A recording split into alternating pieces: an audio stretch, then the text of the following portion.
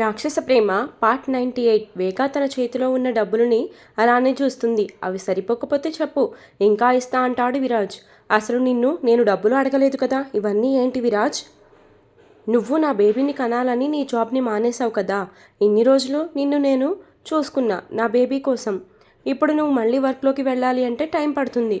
అప్పటి వరకు మనీ కావాలి కదా, అందుకే ఇవి అంటాడు విరాజ్. వేగా విరక్తిగా నవ్వి, అంటే నువ్వు నీ పాపని కన్నందుకు నాకు డబ్బులు ఇస్తున్నావా అంటుంది. నువ్వెలా అయినా అనుకో, ఇప్పుడు నీకు ఈ మనీ అవసరం కదా వేగా. అవును, ఇప్పుడు నాకు డబ్బులు ఖచ్చితంగా కావాలి, కానీ అది నా కన్న కూతురిని కన్నందుకు కాదు. నువ్వు భర్తగా డబ్బులు ఇస్తున్నా అని చెప్పినా యాక్సెప్ట్ చేసేవాడిని విరాజ్, కానీ నువ్వు అలా అనకుండా పాప గురించి అని చెప్పావు. నా పాపని కనడం మొదట నాకు ఇష్టం లేదు, అది నిజమే. కానీ ఆ తర్వాత నాకు తెలియకుండానే నేను పాప మీద ప్రేమని పెంచేసుకున్నా. పాపని కన్న తర్వాత ఎలా అయినా ప్రణవ్ హెల్ప్ తీసుకుని నీ నుండి పారిపోయి పాపతో బతకాలి అనుకున్నా, కానీ ఎప్పుడు పాపని నీకు వదిలి ప్రణవ్ని పెళ్లి చేసుకోవాలి అనుకోలేదు అని చెప్తుంది. అవన్నీ వినడం ఇష్టం లేనట్టుగా ఫేస్ పెడతాడు విరాజ్. సరే విరాజ్, నాకు ఈ డబ్బులు అవసరం లేదు, నువ్వే ఉంచుకో అని అతనికి ఇస్తుంది వేగా. బయటకు వెళ్ళి డబ్బులు లేకుండా ఎలా బతుకుతావు వేగా అని అడుగుతాడు విరాజ్. నాకు అలవాటే, ఈ డబ్బులు లేకుండానే చిన్నప్పటి నుండి పెరిగి ఇంత పెద్ద అయ్యాను. ఈ ఏజ్లో ఎలా ఉండాలో నాకు తెలియదా విరాజ్? వేగా, ఈ డిస్కషన్స్ అనవసరం. ఈ డబ్బు ఉంచుకో, కావాలి అంటే నువ్వు ఈ డబ్బుని అప్పుగా తీసుకో. నువ్వెప్పుడు ఇవ్వాలి అనుకుంటావో అప్పుడు ఇవ్వు అని బలవంతం చేస్తాడు విరాజ్.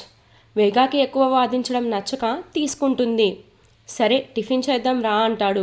నాకు వద్దు, నువ్వు తినే, నీ ఇష్టమని చెప్పి విరాజ్ వెళ్ళిపోతాడు అక్కడి నుండి. విరాజ్ వెళ్ళగానే పాపని తీసుకుని సుభాష్ని వస్తుంది వేగా దగ్గరికి. పాపని గదిలోకి తీసుకొని రాగానే వేగా బయటకు వెళుతుంది. అదేంటి, వేగమ్మ కోసమని పాపని తీసుకొని వస్తే బయటకు వెళ్ళింది అని ఆశ్చర్యంగా చూస్తుంది సుభాష్ని. పాపని బెడ్ మీద పడుకోబెట్టి అటు ఇటు పిల్లోస్ పెడుతుంది. వేగా కోసం ఆమె వెనకనే వెళ్ళి వేగమ్మ అని పిలుస్తుంది సుభాష్ని.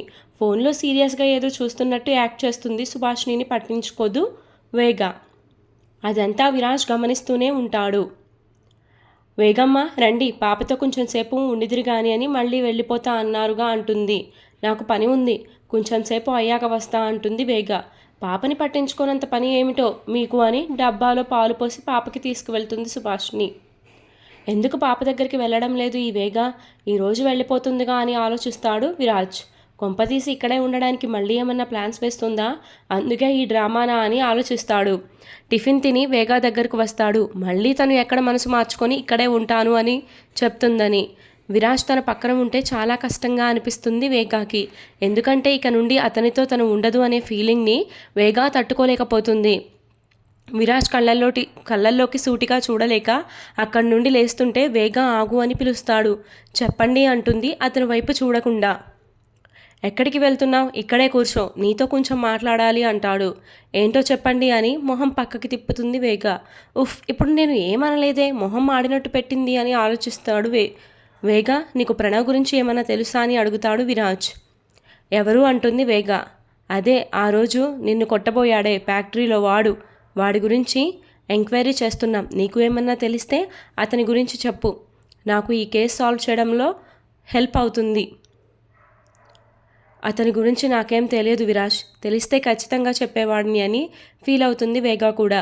ప్రణవ్ తన ఫ్రెండ్ ఇద్దరూ కలిపి వనితని ఎలా చంపారో వాళ్ళు మాట్లాడుకోవడం గుర్తురాగానే వేగా ఏడుస్తుంది. ఎందుకు ఏడుస్తున్నావు వేగా, నీకు తెలియకపోతే వదిలే, నిన్నేం ఇబ్బంది పెట్టలేదుగా అంటాడు విరాజ్. అంటే నీకేం హెల్ప్ చేయలేకపోతున్నాని బాధ అంతే విరాజ్ అంది వేగా. మార్నింగ్ సాధిక తన ఇంటికి వెళ్ళిపోతా అన్నది గుర్తురాగానే ఉలిక్కిపడి లేస్తాడు నీరజ్. తన పక్కన సాధిక కనిపించకపోయేసరికి కంగారుగా వాష్రూమ్లో చూస్తాడు. అక్కడ కూడా కనిపించదు. కిందకు వెళ్ళి చూస్తాడు, అక్కడ కూడా ఉండదు. భయంతో చెమటలు పడతాయి సాధిక వెళ్ళిపోయిందేమో అని. నీరజ్ కంగారుగా ఇల్లు మొత్తం తిరుగుతుంటే, ఏమైందిరా, ఎందుకు ఇల్లంతా తిరుగుతున్నావు అని అడుగుతుంది వాళ్ళమ్మ. ఏదైనా వస్తువు ఎక్కడైనా పెట్టి మర్చిపోయావా? హాహా, అలాంటిదేమీ లేదు అమ్మా. సరే, నీ అవతారం చూడు ఎలా ఉందో, ముందు వెళ్ళి ఫ్రెష్ అవ్వు, టిఫిన్ చేద్ది కానీ అంటుంది వాళ్ళమ్మ. సాధిక ఇంట్లో కనిపించకపోయేసరికి తన ఆకలి మొత్తం చచ్చిపోతుంది. నీరజ్కి సాధిక వాళ్ళ ఇంటికి వెళ్ళి తనని చూడాలనిపించి ఫాస్ట్గా వెళ్ళి ఫ్రెష్ అయ్యి బయటకు వెళ్తుంటే వాళ్ళమ్మ టిఫిన్ చేయకుండా వెళ్తే బాగోదు అని కసురుతుంది. అమ్మ ప్లీజ్ అని ఎంత బతిమలాడినా ఆమె పట్టించుకోదు నీరజ్ని. కొడుక్కి బలవంతంగా టిఫిన్ పెడుతుంది. నీకు అట్టులో అల్లం చట్నీ ఇష్టంగా, ఒక్క నిమిషం ఆగు అంటూ అమ్మాయి అల్లం చట్నీ తీసుకురా అని పిలుస్తుంది వాళ్ళ అత్తయ్య. హా అత్తమ్మ అంటూ సాధిక వంటగదిలో నుంచి వచ్చి నీరజ్కి వడ్డిస్తుంది. సాధికను చూడగానే నీరజ్ టెన్షన్ మొత్తం పోతుంది.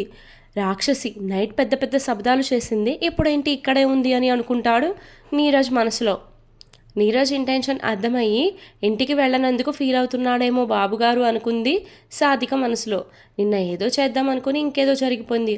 అయినా నిన్నెలా వదిలి వెళ్తాను నీరజ్? ఈరోజు కాకపోతే రేపు నువ్వే మారి మళ్ళీ సాధి అంటూ నా చుట్టూ తిరుగుతావు. నాకు ఆ నమ్మకం ఉంది అనుకుంది. అమ్మా మీరు తిన్నారా అని అడుగుతాడు. సాధిక తినిందో లేదో తెలుసుకోవాలి అని. నేను తిన్నానురా, నీ పెళ్ళాం ఇంకా తినలేదు అని చెప్తుంది. అమ్మో నైట్ హెవీగా తింది, ఇంకా అరగలేదు అనుకుంది సాధిక. అమ్మ సాధిక నువ్వు కూడా తిను అంటుంది నీరజ్ మామ్. అత్తయ్య నేను తర్వాత తింటాను, నాకు ఆకలిగా లేదు, కిచెన్లో ఫుల్గా స్వెట్ పట్టింది నేను వెళ్ళి ఫ్రెష్ అవుతా అని గదిలోకి వెళుతుంది సాధిక. నీరజ్ ఫాస్ట్గా తిని సాధిక కోసం వెళ్తుంటే వాళ్ళమ్మ పిలుస్తుంది. ఏంటమ్మా అని కొంచెం చిరాకుగా అంటాడు నీరజ్ వాళ్ళ అమ్మతో. ఎక్కడికి వెళ్తున్నావురా? ఇందాకే టైం అవుతుంది అని హడావిడి చేశావుగా. అది సాధికతో మాట్లాడాక వెళ్తా అంటూ గదిలోకి వెళ్తాడు. అతను వచ్చేలోపు సాధిక వాష్రూమ్కి వెళ్ళిపోతుంది. సాధిక బయటకు రాగానే ఫాస్ట్గా ఆమె ముందుకు వెళ్ళి నవ్వుతాడు. నీరజ్ అలా ఎందుకు నవ్వుతున్నాడో తెలియక తెల్లమొహం వేస్తుంది సాధిక. తడి వలన మొహం మెరిసిపోతుంటే అలానే చూస్తుంటాడు నీరజ్ సాధికని. ఓయ్ ఏమైంది అంటూ చేతులని అతని ముందు ఆడిస్తుంది సాధిక. సాధిక నడుము మీద చెయ్యి వేసి దగ్గరకు లాక్కుంటాడు నీరజ్. ఏమైంది నీకు అంటూ అతను భుజం మీద చెయ్యి వేస్తుంది సాధిక. సైలెంట్గా ఉండు అంటూ నుదుటి మీద ముద్దు పెడతాడు. సాధికకి కోపం వస్తుంది నీరజ్ పనులకి. నైట్ ఏమో ఇంటికి పో, లైఫ్ లాంగ్ నా దగ్గరకు రాకు అన్నాడుగా, ఇప్పుడు ఏ అధికారంతో టచ్ చేస్తున్నాడో అని తిట్టుకొని అతన్ని వదిలి వెళుతుంటే నీరజ్ డోర్ లాక్ చేసి సాధికని ఎత్తుకుని బెడ్ మీద పడేస్తాడు. ఓయ్ ఏంటిది వదులు, నేను ఇప్పుడే ఫ్రెష్ అయ్యాను, దేవుడికి దండం పెట్టుకోవాలి. నీరజ్ ఆమె మాటలు వినే పొజిషన్లో లేడు. వేగా విరాజ్ మాట్లాడుకుంటూ ఉండగా లాయర్ గారు పేపర్స్ని పంపిస్తారు. వేగా వాటి మీద సైన్ చేసి విరాజ్ చేతిలో పెడుతుంది. ఇప్పుడు హ్యాపీ కదా నువ్వు అని అడుగుతుంది విరాజ్ని చూస్తూ. విరాజ్ ఏం మాట్లాడకుండా సైన్ చేస్తాడు.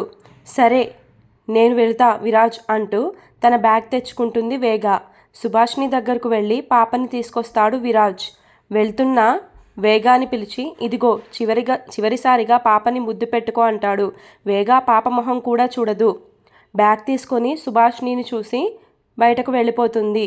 అదేంటి పాపని టచ్ కూడా చేయకుండా వెళ్ళిపోతుంది అనుకుంటాడు విరాజ్. వేగ గుమ్మం బయట అడుగు పెట్టగానే పాప ఏడవడం మొదలు పెడుతుంది. అప్పటి వరకు గుండెని రాయి చేసుకుని ముందుకు కదిలిన వేగ పాప ఏడుపు వినగానే అడుగులు ఆపేస్తుంది.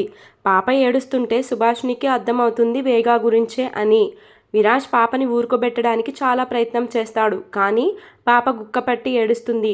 వేగమ్మ మీకోసమే ఏడుస్తుంది, ఒకసారి వచ్చి పాపని ఎత్తుకోండి అంటుంది సుభాష్ని మనసులోనే.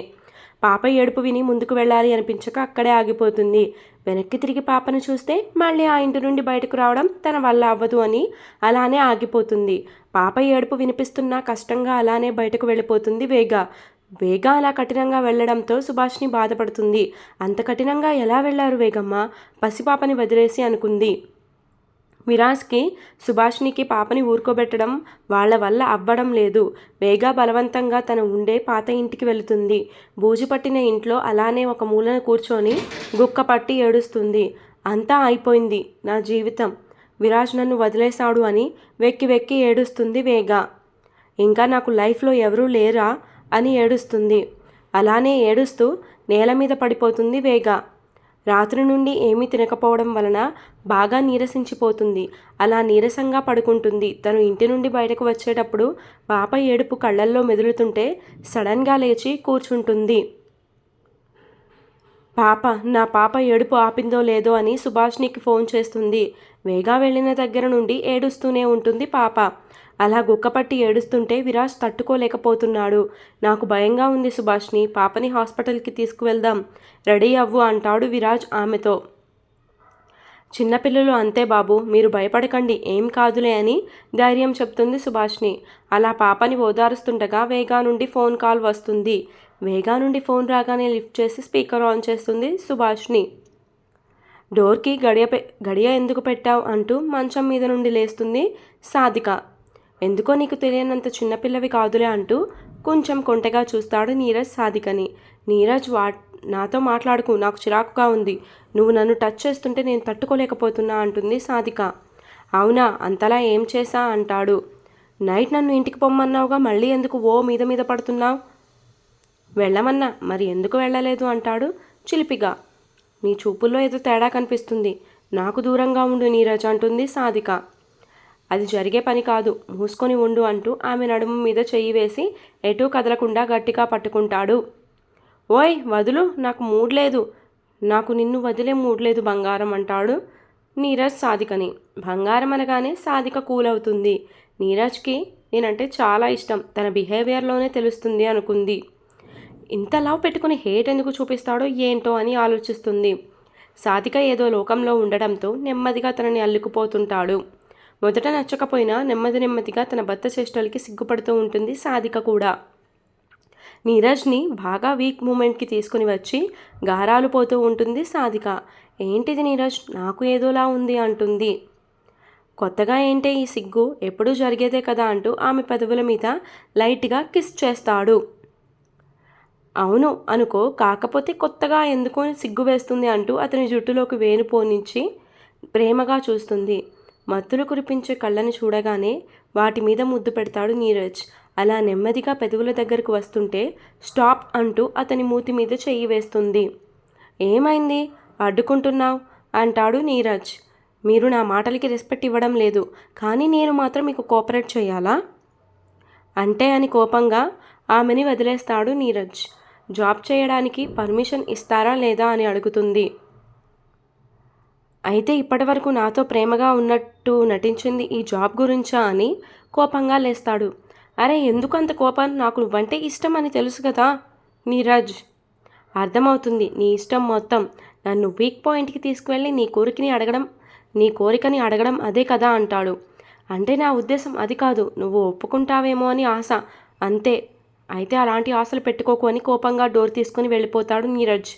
నీకు చీటికి మాటికి కోపం వస్తే నేనేం చేయలేను నీరజ్ అని బాధపడుతుంది సాధిక. ఇంకెప్పుడు మాడతాడు ఈ మనిషి, నన్ను అస్సలు అర్థం చేసుకోవడం లేదు అనుకుంది. నాకు ఏడుపు వచ్చేస్తుంది అని ఏడవడం మొదలు పెడుతుంది. ఫోన్ తీసుకుందామని మళ్ళీ లోపలికి వచ్చిన నీరజ్ సాధిక ఏడవడం చూసి ఆగిపోతాడు. ఇప్పుడు నిన్నేం మీ ఇంటికి వెళ్ళమని చెప్పలేదుగా, దేనికి ఆ ఏడుపు అంటాడు. నేను వెళ్ళిపోతే నువ్వు హ్యాపీ అని చెప్పు, ఈ క్షణమే పోతా అంటూ కబోర్డ్ ఓపెన్ చేస్తుంది Sadhika. Neeraj cupboard door close చేసి తనని చేతులతో లాక్ చేసి సాధిక మీద ఉన్న ప్రేమ మొత్తం ముద్దులతో చూపిస్తాడు. ఏడుస్తూనే సాధిక అతని ముద్దుని ఫీల్ అవుతూ ఉంటుంది. ఎందుకురా ఇంత ఇష్టం ఉంచుకొని నాకు కష్టం కలిగేలా మాట్లాడతావు అనుకుంది. 2 మినిట్స్కి నీరజ్ని టైట్గా హక్ చేసుకొని ఏడవడం మొదలు పెడుతుంది సాధిక. ఏడ్చి చేస్తావేమో, జాగ్రత్త అని చెప్పి ఆమెని వదిలి వెళ్ళిపోతాడు. ఈడియట్, ఒక్కసారి నీలో మార్పు రాని చుక్కలు చూపిస్తా. ఇప్పుడు నువ్వు నన్ను ఏడిపించేదానికన్నా ఎక్కువ నీకు టార్చర్ అంటే ఏంటో చూపిస్తా అని పిడికిలి బిగిస్తుంది సాధిక. సుభాష్ని ఫోన్ లిఫ్ట్ చేసి స్పీకర్ ఆన్ చేసేసరికి ఆమె మాటలు విరాజ్కి కూడా వినిపిస్తాయి. వేగమ్మ ఇంటికి వెళ్ళారా అని అడుగుతుంది సుభాష్ని. పాప ఏడుపు ఆపిందా సుభాష్ని అని అడుగుతుంది వేగ. లేదమ్మా, ఇంకా ఏడుస్తూనే ఉంది, ఫోన్లో పాప ఏడుపు వినిపిస్తూనే ఉంటుంది వేగాకి కూడా. విరాజ్కి ఇవ్వకపోయావా, వాళ్ళ నాన్న కావాలేమో అంటుంది. బాబుగారు కూడా చాలా ప్రయత్నం చేశారు కానీ ఏడుపు ఆపడం లేదు, అయ్యగారు కంగారు పడుతున్నారు అని చెప్తుంది సుభాష్ని. అయ్యో అవునా, నా చిట్టి తల్లి ఎందుకు ఏడుస్తుంది అని ఫోన్లోనే ముద్దులో ఆడుతుంది వేగ. తల్లి గొంతు వినిపించగానే పాప ఏడుపు ఆపుతుంది. అది చూసి వేగమ్మ పాప ఏడుపు ఆపింది, మీరు ఏదో ఒకటి మాట్లాడుతూ ఉండండి అని చెప్తుంది సుభాష్ని వేగాకి. చిట్టి తల్లి, అమ్మ ఇంటి నుండి వెళ్ళిపోయిందని ఏడుస్తున్నావా? లేకపోతే వెళ్ళేటప్పుడు కనీసం నిన్ను చూడకుండానే వచ్చేసా అని బాధపడుతున్నావా? ఏం చేయను కన్నమ్మా, నిన్ను చూస్తే నాకు ఆ ఇంటి నుండి బయటకు రావాలి అనిపించదు. మీ నాన్నకి ఏమో నేను అక్కడ ఉంటే నచ్చదు. సో ఇంకేం చేయలేము కదా, అందుకే నిన్ను చూడకుండానే వచ్చేసా. ఈ అమ్మని మర్చిపో ఈ జన్మకి. మీ నాన్నే నీకు అన్నీ అంటూ బాధగా చెప్తుంది వేగ ఫోన్లో. విరాజ్ ఆమె మాటలు అన్నీ వింటున్నా ఏం మాట్లాడడు. వేగమ్మ, పాప మీరు మాట్లాడగానే ఏడుపు ఆపింది. ఇంటికి రావచ్చుగా, ఇక మళ్ళీ మధ్యలో ఏడిస్తే ఎలా? మధ్యలో ఏడిపించదు నా కూతురు, ఎందుకంటే అది వాళ్ళ నాన్న పోలిక అంటుంది వేగ. సుభాష్ని, నేను నా కూతురికి దూరంగా ఉంటేనే మంచిది. ఇంకెప్పుడు అక్కడికి రమ్మని అడక్కు. విరాజ్ వింటే నిన్ను కూడా తిట్టేస్తాడు అని కాల్ కట్ చేస్తుంది వేగ. ఏంటో తల్లి ఉన్న ఈ చిన్ని పాపకి ఈ కష్టాలు అని బాధగా విరాజ్కి పాపనిచ్చి వెళ్ళిపోతుంది. నేనేం చెప్పినా వినిపించుకోరు. అయినా నేనేమన్నా ఇంటి పని మనిషిని అనుకుంది సుభాష్ని. విరాజ్కి వేగ మాటలే గుర్తుకు వస్తుంటాయి. చిట్టి తల్లి ఎప్పటి నుంచో నేను ఊరుకోబెడుతుంటే ఆగలేదు నువ్వు. మీ అమ్మ గొంతుకు ఆగిపోయావు. నన్ను చాలా హర్ట్ చేశావు. నీ మీద అలిగాను నేను అంటాడు విరాజ్ పాపతో. సుభాష్ని పాలు తీసుకొస్తూ ఆ మాటలు వింటుంది. ఈయనే చిన్న పొళ్ళలా చేస్తున్నాడు, ఇంకా పాపని ఎలా చూసుకుంటాడో అనుకుంది. విరాజ్ బాబు, పాపకి డైపర్స్ తీసుకురండి అని చెప్తుంది. పాపకి పాలు తాగించి పడుకోబెట్టు, నేను ఈలోపు ఇంట్లోకి కావాల్సినవి తెస్తా అని బయటకు వెళ్తాడు విరాజ్. సరే బాబు అంటుంది సుభాష్ని ఒక విషయం అంటాడు విరాజ్. ఏంటి విరాజ్ బాబు? నువ్వు వేగాతో మాట్లాడితే నాకు ఎటువంటి ప్రాబ్లం లేదు, కానీ నువ్వు తనతో మాట్లాడేటప్పుడు నా పాప దగ్గర ఉండకు. ఆమె గొంతు కూడా నా పాప వినడానికి వీలు లేదు అంటాడు విరాజ్. పాప ఏడుపు ఆపిందని తెలిసేసరికి కొంచెం మామూలు అవుతుంది వేగ. బాగా ఆకలిగా అనిపించడంతో బయట ఏమైనా తిందామని వెళ్తుంది. బయట టిఫిన్ చేసి గ్రోసరీస్ కోసం సూపర్ మార్కెట్కి వెళ్తుంది వేగ. అప్పుడే అక్కడికి విరాజ్ బైక్ వచ్చి ఆగుతుంది. విరాజ్ని చూసుకోదు వేగ. లోపలికి వెళ్ళి తనకి కావాల్సినవి తీసుకుంటుండగా ఒక బొమ్మ కనిపిస్తుంది వేగాకి. దాన్ని చూడగానే తన పాపకి తీసుకోవాలి అనిపించి దాన్ని పట్టుకుంది వేగ. అప్పుడే విరాజ్ కూడా ఆ బొమ్మని పట్టుకుంటాడు. ఈరోజు ఎపిసోడ్ ఇంతతో కంప్లీట్ అయిపోయిందండి. Sorry for the late because of my health issue. నాకు తలకాయ బాగా వచ్చేస్తుంది పద్దాలి ఫోన్ చూడడం వల్ల అనుకుంటా. ఇద్దరు టేస్ట్లు ఒకటేగా పాపకి బొమ్మలు కొనడంలో. For more updates do follow me. Story continues. ఈరోజు స్టోరీలో ముఖ్యాంశాలు చెప్పాలంటేనే నాకు ఓపిక లేదు, ఎందుకంటే స్టోరీ వాయిస్ ఓవర్ ఇవ్వడమే నాకు ఇంతసేపు పట్టింది బికాజ్ ఆఫ్ హెడేక్. ఏమోలేండి, మీకు ఇంకో ఎపిసోడ్ కూడా ఇవ్వడానికి మ్యాక్సిమం ట్రై చేస్తాను. బట్ ఈ ఎపిసోడ్ మీరు అందరూ క్విక్గా చదివేసేసి నాకు మంచిగా పాజిటివ్ రెస్పాన్స్ పెట్టేశారనుకో, మీరు మంచి మంచి కామెంట్స్ పెట్టేశారనుకో, నేను ఇంకా ఎనర్జీ తెచ్చుకొని మీకు ఈవినింగ్ 4 to 5 లోపల ఇంకో అప్డేట్ కూడా ఇవ్వడానికి ట్రై చేస్తాను. నా సెకండ్ ఛానల్ని కూడా కొంచెం ఫాలో కొట్టండి.